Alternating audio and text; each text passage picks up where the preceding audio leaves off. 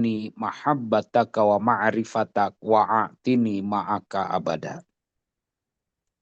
Hadratul kiram wal muhtaram syekhuna wa mursiduna pengersa Abah yang senantiasa kita harapkan, kita banggakan, kita dambakan berkah dan karomahnya. Dengan karomah beliau, semoga kita tetap istiqomah mengamalkan, mengamankan, dan melestarikan ajaran Thariqah Qadiriyah Naqsabaniyah, Pondok Pesantren Suryalaya Sirna Rasa PPKN. Allahumma amin ya robbal alamin. Ikhwan, akhwat, para pecinta kesucian jiwa. Bersyukur kepada Allah Rabbun Ghafur yang dengan kudrat iradat Allah kita dipertemukan dengan kekasihnya. Kita disambungkan dengan kekasihnya. Kita bisa bertemu, mendapatkan hikmah dari guru agung kita, itu semua adalah berkah pertolongan Allah, iradat Allah. La yasilu ilaihim illaman aradallahu ayyusilahu ilaih. Tidak akan bisa sampai kepada kekasih Allah, tidak akan bisa nyambung kepada para wali Allah, tidak akan bisa nyambung rasa kita kepada guru mursyid kita, kecuali ketika Allah berkehendak kepada kita untuk diwusulkan kepada Allah. Jadi kalau Allah berkehendak mengirodatkan kita bisa wusul kepada Allah, salah satu cirinya adalah dipertemukannya dengan guru mursyid. Dipertemukannya dengan kekasih Allah. Nah, maka di mana kita bertemu dengan kekasih Allah, luar biasa. Kita mendapatkan 3 pilar spiritual. Yang dengan 3 pilar spiritual ini, kita senantiasa dalam hidup penuh kebahagiaan. Apa itu pilar spiritual yang kita rasakan setelah mendapatkan talqin dzikir dari guru mursyid? Satu, hidup selalu bertawakal kepada Allah. Yang kedua, ridho terhadap takdir Allah. Yang ketiga, tafwid, penyerahan total kepada Allah. Maka Syekh Shalih Fauzan itu berkata, tuma'ninatul qalbi fit tawakkuli ala Allah wa ridho biqadaihi wa tafwid ilaihi. Hati itu tenang ketika jiwa kita tawakal. Ketika kita ridho atas qada takdir Allah, dan ketika tafwid, menyerahkan segala urusan hanya kepada Allah. Dan luar biasanya, di saat dzikir sudah dipatrikan di dalam jiwa, ditanamkan di dalam rasa, kita baru mulai merasakan, oh ini yang disebut tawakal, oh ini yang disebut ridho, oh ini yang disebut tafwid. Sebelum guru mursyid, sebelum bertemu dengan guru mursyid, sebelum dzikirnya ditanamkan di dalam jiwa, ditembuskan ke dalam 7 latifah oleh guru mursyid, susah kita merasakan. Tawakal itu seperti apa, ridho itu seperti apa, tafwid itu seperti apa. Maka dalam hal ini alhamdulillah, bersyukur kita sepenuh langit dan bumi dipertemukan dengan guru mursyid. Alhamdulillah. Bahkan Syekh Suhrawardi itu telah memberikan wasiat. Ya, wasiat. Kata Syekh Suhrawardi dalam wasiatnya, labudallaka min syekhin mursidin ila tariqil haq murabin anil ahlaki sayyah. Ya. Mau tidak mau dalam perjalanan hidup ini, kata Syekh Suhrawardi, wajib kita memiliki guru mursyid. Ya. Engkau harus memiliki seorang syekh mursyid, yang syekh mursyid itu membimbingmu ke jalan kebenaran dan mendidikmu dari akhlak-akhlak tercela. Jadi fungsi dari guru mursyid yang wajib kita miliki itu adalah untuk membimbing kita ke jalan yang penuh dengan kebenaran. Untuk mendidik kita agar terhindar dari akhlak-akhlak yang tercela. Maka di sini dijelaskan oleh Syekh Suhrawardi, syarat guru mursyid itu yang pertama adalah ayyakuna tabi'an li syaihin basirin yatasalsalu ila syaidil kaunain.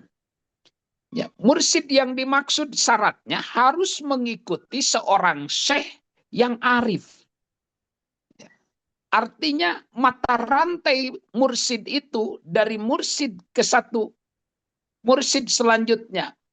Mursyid sampai kepada Rasulullah Shallallahu Alaihi Wasallam. Nah, penghulu dua alam Nabi Muhammad Shallallahu Alaihi Wasallam.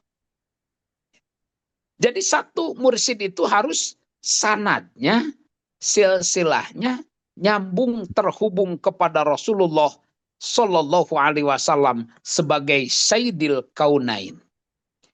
Yang kedua, Syekh Mursyid itu sebetulnya syaratnya itu ayyakuna tabi'an li syaihin basirin yatasal salu li ayyakuna aliman. Maaf, yang kedua ayyakuna aliman. Syekh Mursyid itu seharusnya adalah orang yang cerdas, orang yang pintar. Kepintaran guru mursyid kita, kecerdasan guru mursyid kita, kealiman guru mursyid kita, pengarsa Abah Awas sudah tidak diragukan lagi. Karya-karya beliau dalam tulisan, baik itu tulisan Arab ataupun tulisan-tulisan yang berbahasa Indonesia, berbahasa Sunda, itu banyak karya-karya beliau. Termasuk yang sering kita kaji adalah kitab Fadhailus Zuhur. Abah Awas, kalau bukan orang alim, gak mungkin bisa membuat sebuah karya kitab gundul, kitab kuning ya. Tapi karena beliau seorang alim, ngajinya lama, ya, pemikirannya cerdas, maka alhamdulillah banyak buah karyanya yang bisa menjadikan rujukan dalam amaliyah kita dalam bertorikoh. Maka tidak diragukan lagi bahwa Abah Awas itu aliman. Ini masuk dalam ranah syarat mursyid yang kita ikuti itu harus aliman. Li'annal jahila la yasluhu lil irsadi. Karena orang jahil, orang bodoh itu tidak layak untuk menjadi pembimbing. Tidak pantas untuk mengarahkan, mendidik manusia menuju kebenaran.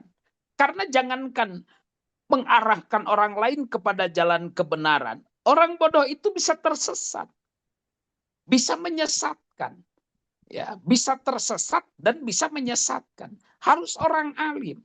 Nah, maka yang kedua syarat mursyid itu adalah ayyakuna aliman. Nah, yang ketiga wa ayyakuna mu'ridon an hubbid dunya wa hubbil jah. Ya.